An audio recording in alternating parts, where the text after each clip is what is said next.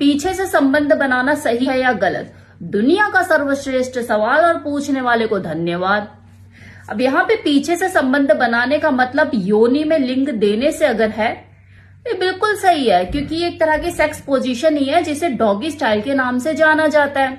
लेकिन अगर आपका यहाँ पे पीछे से संबंध बनाने का मतलब योनि में लिंग देने की बजाय एनल में देने से है, तो ये सही है या गलत, ये इस बात पर निर्भर करता है कि आप दोनों की अंडरस्टैंडिंग क्या है, आप दोनों की पसंद नापसंद क्या है, क्या आपकी फीमेल पार्टनर इसके लिए तैयार है। इसका फैसला कि ये सही है या गलत, ये सिर्फ और सिर्फ उसकी फीमेल पार्टनर ले सकती है। उसे ये हिम्मत जुटानी होगी कि अगर उसके कंफर्ट लेवल में कोई चीज नहीं आ रही है तो वो उसे ना कर सके, ये उसका अधिकार है। यदि अगर ये एनल सेक्स दो लोगों के बीच में हो रहा है तो ये किस परिस्थिति में हो रहा है, उसकी भावनात्मक स्थिति और उसकी सहमति के साथ ही चीजें होनी चाहिए, तभी दो भोगी इस कार्य को ढंग से कर पाएंगे।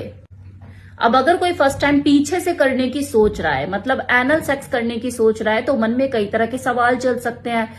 क्या सावधानियां बरते, ये मेरा फर्स्ट टाइम है, कहीं कुछ गड़बड़ ना हो जाए, ये भी एक सवाल हो सकता है। तो इसी सवाल का जवाब अब मैं इस वीडियो में देने वाली हूँ कि ल्यूब की व्यवस्था हमेशा करके रखे, ना केवल एनल सेक्स के लिए बल्कि समटाइम वजाइनल सेक्स के लिए भी, क्योंकि ल्यूब का मतलब ही है स्मूथ सेक्स। पीछे की जगह क्योंकि बहुत ड्राई होती है, वहां पे फ्लेक्सिबिलिटी भी मौजूद नहीं होती, ल्यूब भी वहां पर नेचुरली अवेलेबल नहीं होता, तो वहां के टिश्यूज को डैमेज होने का खतरा हो सकता है, वहां पे कट भी पड़ सकता है। बिना ल्यूब के अगर आप पेनिट्रेशन करने का सोचते हैं तो वो घर्षण बहुत पेनफुल हो सकता है, जो आपकी फीमेल पार्टनर को अनकंफर्टेबल महसूस करा सकता है। साथ ही वहां के टिश्यू डैमेज हो सकते हैं, वहां पे कट पड़ सकता है, ब्लीडिंग भी हो सकती है, जो कि ना केवल आपकी फीमेल पार्टनर की हेल्थ को दिक्कत कर सकता है बल्कि आपकी स्वास्थ्य को भी नुकसान पहुंचा सकता है। आप किसी इन्फेक्शन का शिकार हो सकते हैं, किसी सेक्सुअल ट्रांसमिटेड डिजीज की चपेट में भी आ सकते हैं।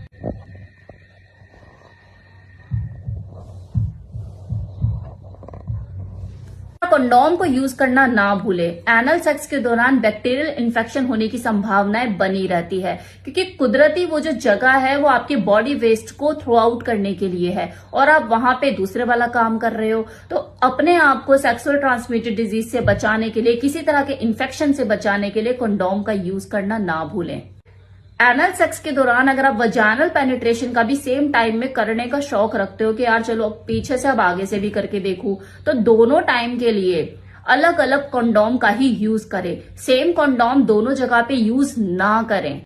तीसरा पॉइंट, अगर आप फर्स्ट टाइम करने जा रहे हो अपनी फीमेल पार्टनर के साथ तो उसका मन बेचैन हो सकता है, दिलो दिमाग में कई तरह के सवाल भी चल सकते हैं।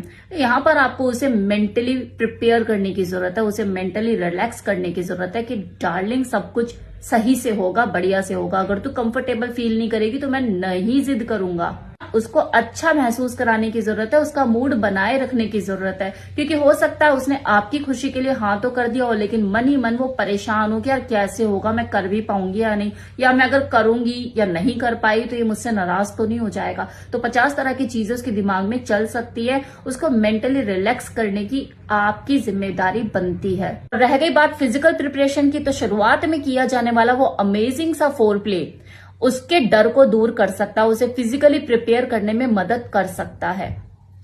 आपको करना क्या है, हर बार की तरह फोर प्ले से ही शुरू करना है, लेकिन जब आप घूमकर पीछे से करने के लिए आए तो बट को सहलाना ना भूलें, वहां पे सेंसिटिविटी क्रिएट करना ना भूलें, उसे प्यार से थपथपाएं और जब उसके अंदर सेंसुअलिटी क्रिएट हो, खासकर उसके बट एरिया में, जब वो लेने के लिए तैयार हो, खुद को कंफर्टेबल फील करे, तभी आप उसके साथ पेनिट्रेशन की क्रिया को आगे बढ़ाएं। तो पहले ही मान के चले कि हाँ फर्स्ट टाइम में कुछ होने वाला नहीं है, ये कॉम्पिटिटिव एग्जाम जैसा है कि हाँ 2-3 अटेम्प्ट तो लगेंगे ही लगेंगे इसे क्रैक करने में। इसलिए उम्मीदें ज्यादा ना लगाएं, जबरदस्ती ना करें, थोड़ा सा पेशेंस रखें, खुद को भी यहाँ से रिलैक्स रखिए और उसको भी रिलैक्स रखिए कि कोई नहीं डार्लिंग, अभी नहीं हुआ, नेक्स्ट टाइम हो जाएगा, ऐसे कोई जल्दी थोड़ी ना आएगा, ऐसे कोई जल्दी थोड़ी ना। फर्स्ट टाइम करने के बाद भी अगर आपको ऐसा लग रहा है बहुत मुश्किल हो रहा है, तो या तो अगली बार के लिए इसे पोस्टपोन कीजिए या थोड़ी देर रुक रुक कर आप इसे ट्राई कीजिए। और अगर कर लेते हैं, ये चीज हो जाती है, 2-3 बार आप अपनी फीमेल पार्टनर के साथ इस एक्सपीरियंस का अनुभव कर लेते हैं, तो देखो 2 चीजें निकल के सामने आ सकती हैं कि हो सकता है आपकी जो फीमेल पार्टनर है वो कंफर्टेबल हो जाए और आगे आने वाले टाइम में उसके लिए एनल सेक्स कुछ खास मुश्किल ना रहे। लेकिन ऐसा भी हो सकता है कि वो बोले अब तूने करके देख लिया ना, अब आगे से बोल मत दियो, मैंने 2-3 बार करके देख लिया, मैंने झेला, मुझे पता है कि कैसा लगता है। उसका जो फाइनल रिएक्शन है वो इस एनल सेक्स को लेके कुछ भी हो सकता है। दोनों रिस्पॉन्स के लिए तैयार रहिए कि हाँ आगे कंटिन्यू होगा भी या नहीं।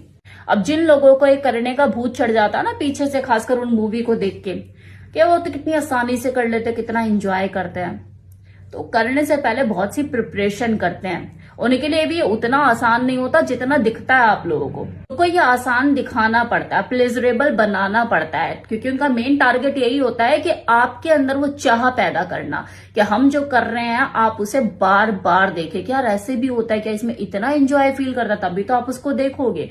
यार दुख तकलीफ कौन देख के राजी है, हर इंसान बस एंजॉयमेंट ही देखना चाहता है, वो प्लेजर ही महसूस करना चाहता है। तो वो चीज आपके अंदर वो जगाने में वैसे ही मास्टर हैं, तो आपके अंदर वो उत्सुकता पैदा हो ही जाती है कि यार मैं भी करके देखूं।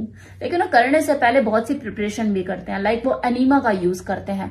जब उन्हें लगता है कि आज एनल शूट है तो 7-8 घंटे पहले वो एनीमा का यूज करते हैं, अपनी इंटेस्टाइन को पूरी तरह से खाली करते हैं, नीट और क्लीन करते हैं, खुद को हल्का करते हैं ताकि पेनिट्रेशन के टाइम पे कोई एक्स्ट्रा वेस्टेज बाहर ना निकले और किसी का मूड खराब ना हो, ना करने वालों का, ना कैमरे वाले का, और ना ही आप लोगों के देखने के टाइम पे आपका मूड खराब हो, वो प्लेजरेबल लगे, बहुत अच्छा लगे कि यार क्या मजा आ गया देख के। इसी तरह से लुब्रिकेशन का भी वो यूज करते हैं। तो ऐसा नहीं है कि उनकी जो एनल है वो कोई एक्स्ट्रा ऑर्डिनरी है और वहां पे ल्यूब अवेलेबल है, तो वो ल्यूब की व्यवस्था भी करके रखते हैं, लगाते हैं। भले वो कैमरे में आपको दिखाते नहीं है, यार सही नहीं लगता, ठीक है, अंडरस्टूड है। तीसरा, उनको भी पेन होता है, वो भी ह्यूमन है आपकी और हमारी तरह, लेकिन वो टेक्निकली एक्सपर्ट है, चीजों को करना जानते हैं, स्किल्ड होते हैं, ट्रेंड होते हैं। तो वो एक्सपर्ट लोग होते हैं जिन्हें ये पता होता है कि यार कैसे पेनिट्रेट करे कि पेन कम हो और वो प्लेजरेबल ज्यादा लगे। बाकी पैसा तो है ही मोटिवेशन, जो मोटिवेट करता है लोगों को इस काम करने के लिए। तो देखने वालों अपनी भावनाओं को थोड़ा सा कंट्रोल में रखें। माना कि आप इन्फ्लुएंस में आ जाते हैं कि मैं भी करके देखूं, लेकिन करने से पहले अपने दिमाग में 50 तरह की चीजें थोड़ा सा सोचे, इसे एनालाइज करें कि आपकी बॉडी इस चीज को अलाउ करती है, क्या आप उस तरीके से कर पाएंगे या आपको करना चाहिए। क्योंकि हर चीज जो दिखती है वो जरूरी नहीं कि आपके लिए बनी है। तो करने से पहले इन चीजों को भी थोड़ा सा गौर कर लीजिए। बाकी आपकी मर्जी है, आपकी लाइफ है, आपकी सेक्स लाइफ है, आपको कैसे एंजॉय करनी है। मेरा जो मोटो है वीडियो बनाने का वो एनल सेक्स को प्रमोट करने का बिल्कुल नहीं है। मेरा तो काम इन्फॉर्मेशन देने का है, जो मैं हमेशा देती हूँ। मैं अपना काम ही कर रही हूँ।